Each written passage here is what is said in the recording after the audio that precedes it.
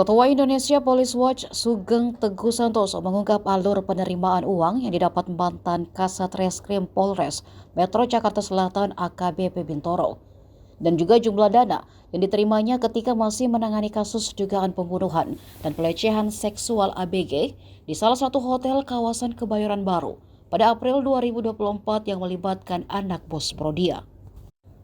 Sugeng mengungkapkan dugaan pencatutan nama ex-Kasat Reskrim Polres Metro Jakarta Selatan AKBP Bintoro soal dugaan pemerasan.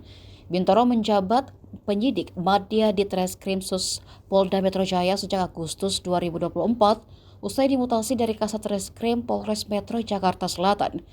Sugeng menduga advokat Evelyn Dohar Hutagalung yang merupakan mantan kuasa hukum Arief Nugroho menggunakan nama polisi untuk menarik dana miliaran rupiah dari Arief.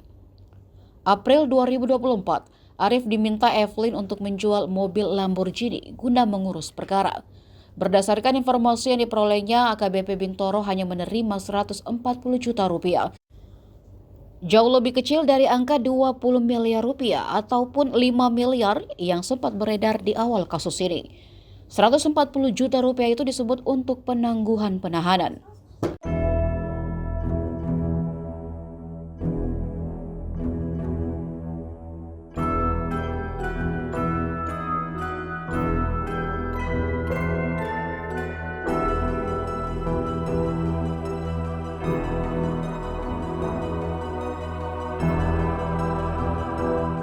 Download Tribun X sekarang, menghadirkan lokal menjadi Indonesia.